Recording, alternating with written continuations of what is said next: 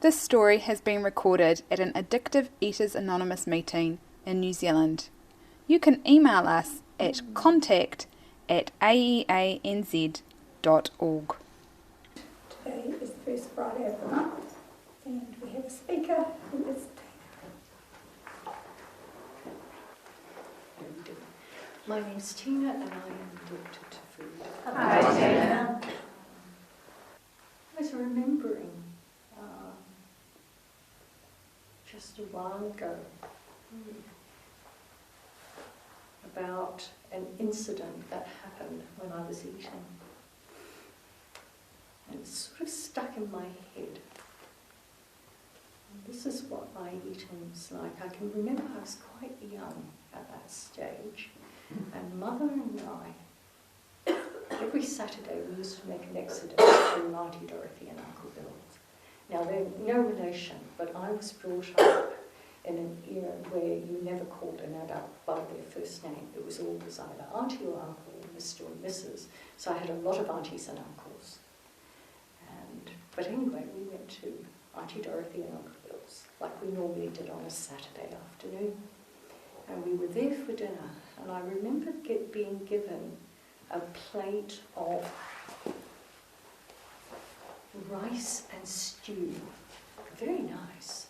But it was in proportion to my age. And I remember eating it, and I must have asked for a second helping. I must have, because I remember going back into the kitchen and nobody was there. And I remember coming out with a plate which had more on as my second helping than my first two, had much more on. And because it had so much food on it, I was busy stuffing it into my mouth quickly as I was walking down the corridor, so that nobody would see how much I had taken. Well, because I'd taken also a lot of gravy, and I was shoveling it in, I wasn't bothering to chew, I was just swallowing as I was going down. And I swallowed, and there was a bone, and it got lodged in my throat. And I remember screaming like mad. Of course, all the adults came running to see what was what. And it was so embarrassing, being caught with this big, with this plate of food that was piled high. But that's what my eating was like. I just couldn't get enough. And so, all my eating, all through the years, is littered with little episodes like that. And on top of the eating was that obsession with food, always thinking about it, dreaming about it. No matter where I went, and so sometimes when I think about it, I think about how embarrassed my mother must have been with my eating, because I just stole food wherever we went if there was an opportunity. Especially if we spent the night, I'd be in there. I'd be in the kitchen. And I can remember getting to a stage where, because in those days there was no Tupperware, it was all tins, I could prise the lid off a tin without any sound whatsoever. And I was really proud of that. I thought I was hot. The only place that never, I was like a bloodhound. I could ferret out where food was. But at Auntie Anne's place, I was never able to do that. Somehow or other, I could never find where she stashed her load. And, I spent umpteen nights in her kitchen going through cupboards, but I just couldn't find her stash. Oh, it was so annoying. But I did find at one stage, I did find an unopened box of sweets and something else, but I can't remember what that something else was. So it was very slim pickings at her place. And but anyway, I took it back to bed with me and had a little midnight feast. And in the morning I woke up to Auntie and Mother discussing the missing sweets. And one of them said Tina must have taken it. And I remember absolutely squirming inside. It was so humiliating, embarrassing, and I just pretended to still be asleep. I mean, they didn't mention it later on, and she had 3 daughters, younger than I was, but, Tina must have done it. So people are not stupid. I mean, they knew it, just the way I was, and it never once occurred to me. I mean, even in spite of the embarrassment, I don't know that I ever felt guilty. I don't recall ever feeling guilty. I was just so upset at being found out. But, it wasn't just the fruit that I stole. Anything that took my eye was fair game if I could get hold of it. And every time I got found out, because I'm not one of those clever ones that can get away with anything, I always got found out, eventually. It never stopped me. Not once. And, when I think back, I never had a memory of the time before when I got found out. Never. It was like a whole blank canvas. It was as though I had done it for the first time. I mean, of course I knew I hadn't, but I just wasn't conscious of those other times at all. Along with that, with the stealing was the lying. By golly, I told so many lies to so many people, just totally unable to tell the truth. Well, I don't know whether that's quite right or not. It was just easier to lie than to be honest. I really thought for a long, long while, many, many years, that I was a very honest person. I don't know how, but, you sort of lie to yourself often enough. It was like the drink as well. For years, I told everybody that I was teetotal. And I told it so often for so long, I actually believed it. I never told anyone about a well-stocked liquor cabinet and the wine in the garage. And, I was obsessive about that. I can remember going into wine shops and just spending ages in those places, just looking at these bottles and, maybe buying, I don't know whether there were times where I went in and walked out without anything. But it was just crazy behaviour, absolute madness. I was the same with food. But I didn't know what was wrong with me. All I thought was I had a weight problem. For years I thought that.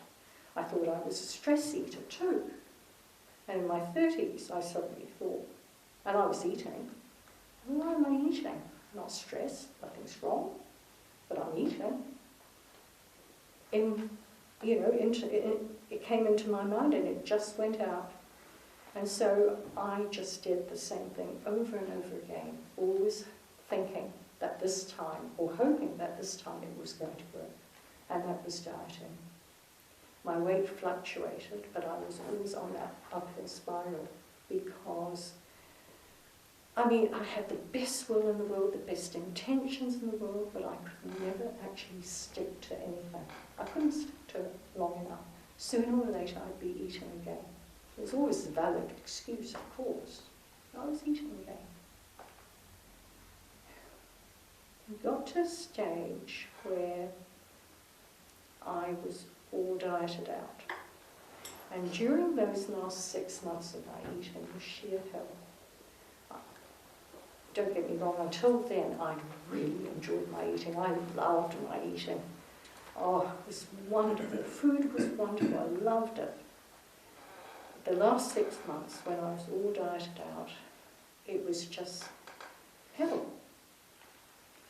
And, I can remember lying in bed eating which is where I did all my eating, or most of it anyway, in bed. You can imagine what the state of bed was like with all those crumbs and smears. And I remember I was eating crisps at that time. And I remember looking at this crisp and thinking, is that all that there is to life? And from that moment on, I wanted to die. And I demanded of God one day that he find me an answer. I wanted him, I said to him, do something. Either let me die or find me an answer. I don't care what, just do it. And I believe that God heard. I do. Because it wasn't long before I met this lady who I had gone to for a while. She ran a diet clinic, and she asked me how I was, and for the first time, it just came out of my mouth. I didn't even think about it, it just came out. Kate, I don't know what's wrong with me, I can't seem to stop eating. And she said, well, maybe you need more specialised help.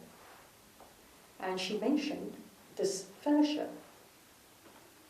And she said, look, give me your phone number and I will ring you and come and see you and we'll have a talk. And I felt this incredible relief.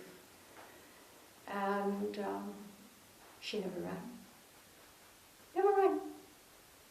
I was fuming. I thought, she doesn't care. Nobody cares. If she cared, she'd be ringing me. Well, I'm not going to ring her. So I didn't. And I carried on eating for 2 more months. And at the end of that time, I'd had enough and I made the effort to track her down. And I rang her. But I wasn't very gracious. First words out of my mouth were, hello, Kate. How are you? Wasn't that. Thank you for ringing me, I said. And she was very apologetic. And she mentioned somebody in the fellowship and she said, I'm seeing this lady tonight. I will give her your phone number. And the lady concerned rang me that very same night. And on Saturday morning, I opened the door, didn't know what to expect. And there she was, slim. And there was just something about her. That smile was absolutely beautiful. As I said, it was just something about her. Anyway, she shared her experience with me. I can't remember what she said. All I remember is she talked about, what did she talk about? The food, you know, what it was like for her. And I think she talked about the lying and the stealing. And I remember trying desperately not to cry. I couldn't stop myself. I didn't cry too much. But at the end of it, she said she was coming to a meeting on Monday night and would I like to come? And I said yes. And I said to her, one of the things I said to her was, I am afraid I will not stick, because I've never been able to stick at anything. You know, no matter what it was, diet, whatever, never managed to stick at anything. And I have to tell you, I still remember this. She said to me, she said, you are a very sick lady and your mind is totally warped. And I was just blank inside. It was hilarious, you know, and I think back now, I just stood there. Because really I didn't know, I don't think I knew what on earth she was talking about, but anyway, it didn't really matter, it's just what I remembered. And she took me to my first meeting. And I had visions in my head of what this first meeting was going to be like. I was going to secrete myself in the deepest, darkest corner that there was and listen. I walked into a room, and there's no deepest, darkest corner. There's this jolly circle. You know, you can't hide anywhere. I remember spotting Robin when I first walked in, and I remember thinking, oh, she looks like a pixie. I wonder if she's got green eyes, because people who are related to the pixie folk have green eyes. So I was very interested. So anyway, we sat down, and I remember I was facing the door, and everybody that walked through that door was slim. Everybody. I was the only obese person in the room, the only fat person in the room, the only plump person in the room. Everybody was slim. You know, proof that it worked. But I didn't think like that then. Anyway, I don't know what it was that I heard, but I believe my heart did. Halfway through the meeting, I started to shake, and I couldn't stop shaking. And I'm clutching onto this oversized big black bag that I had, trying to appear very nonchalant. But it certainly affected me, what was being shared, although really I wasn't hearing anything at all, I don't think. And at the end of the meeting, I said to this lady, what do I do now? And she said, just go to the meetings. And that's exactly what I did. I went to every single meeting. Oh, by the way, Robin doesn't have green eyes. I found that out at the end of the meeting. But I remember Robin's words too. She said that she did not believe that anybody walked through those doors by mistake. I know, over 20 years, Robin. And I'm still coming. You know, pretty damn good for somebody that can't stick at anything. Anyway, so I went to every single meeting that there was. And it was wonderful. I don't know, I didn't know what was wrong with me. I wasn't really hearing anything, but it was all wonderful. Absolutely wonderful. And gradually, over time, and I don't know how long it was, before I realised, oh, it's not a weight problem. Got a disease called addiction. Oh, that was euphoric. After all those years of struggling, you know, to try and lose the weight, wasn't about the weight. It was about addiction. It was just so euphoric. I went around telling everyone. Anyone, strangers, anyone. You know, if I had a captive audience, that was it. I was telling them, I'm addicted to food, you know, here's this wonderful fellowship, etc., etc. Oh gosh, it was wonderful. Anyway, it was through here, through my sponsor's help, that I found a power greater than myself that could stop me eating. But, you know, I just have to, I find it rather amusing, you know, my naivety, or whatever you like to call it. I can remember emptying out my pantry. Now, I don't think anybody had said to me to empty out my pantry, but I remember Sharon was there. She was sitting at the table as I was pulling things out of the pantry, and she was mouthing platitudes that made me want to really hit her. You know, things like, it'll be all right, Mum. It's for your own good. You know, I really didn't appreciate all that. Oh, I loved baked beans in those days. I always had a stash of baked beans. I remember picking up this tin and looking at it. I felt so sad. And I heard her say, you know, I don't think I've ever seen anyone kiss a tin of baked beans before. It was so upsetting to let go of all that food. But, unbeknownst to anyone, even my sponsor, I kept a little store.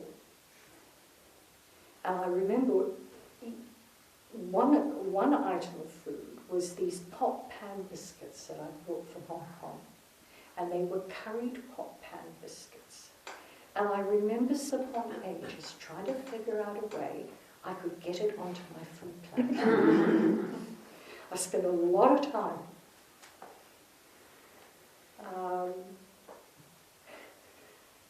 In the end, but the end was a long way away from there before I actually got rid of all of it. So I had this little hidden store. And I can remember one day I put myself to bed in the afternoon. And I've been on a food plan for a little while, I'm not quite sure how long, but anyway, I've been on this food plan for a little while. And I've been, trying to effect this conscious contact with God. And, asking him for the strength not to pick that first one up. Anyway, this particular afternoon I put myself to bed, woke up, got up, went into the kitchen, opened the pantry, took out, not the pot pan, but something else, something also from Hong Kong, and I ate it.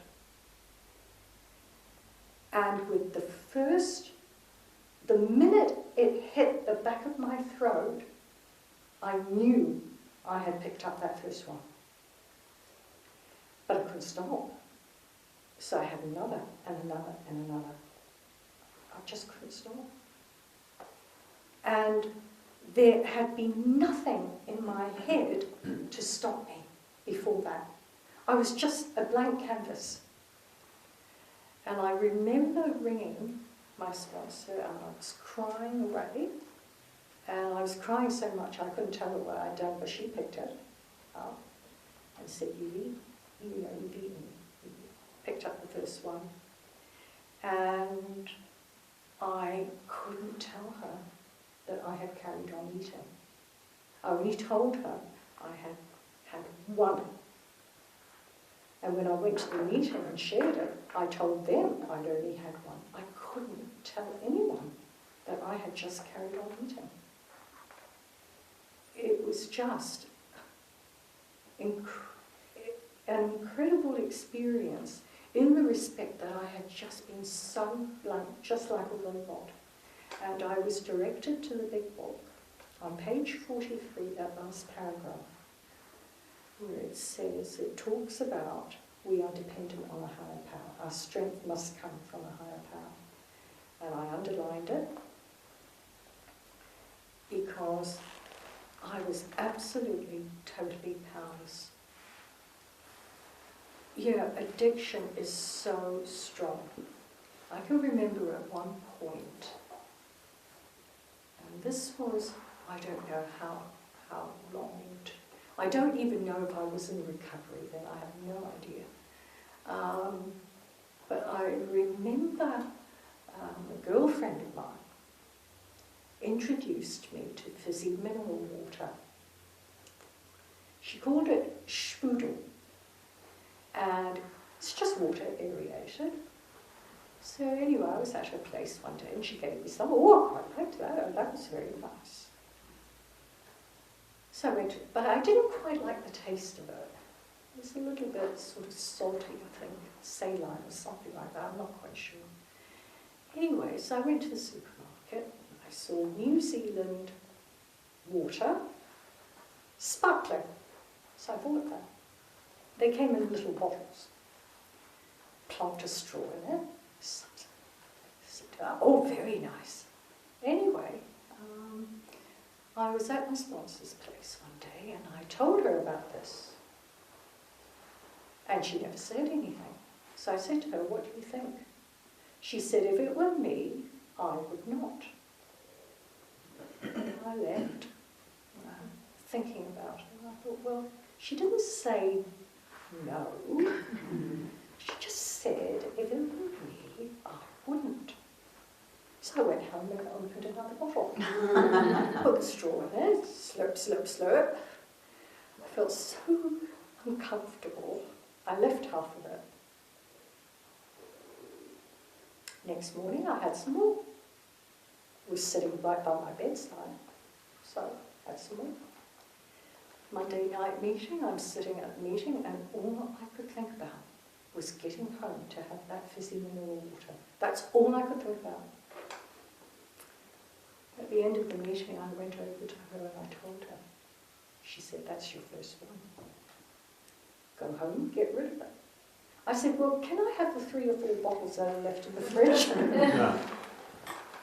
No, go home, get rid.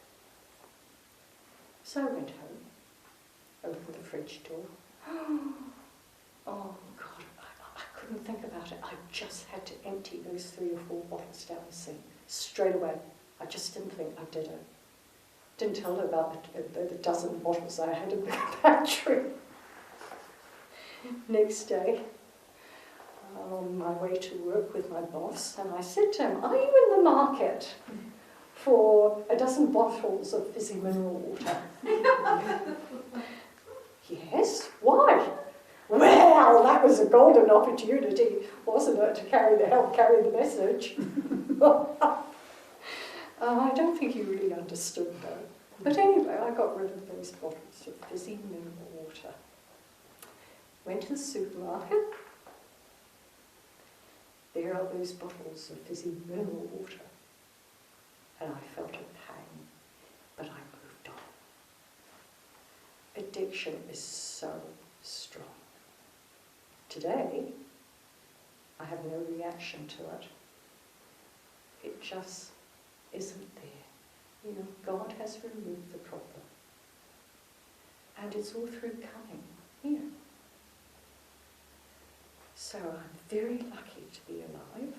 I no longer demand of God that he let me die, because he's found me an answer, so I'll keep coming. Thank you.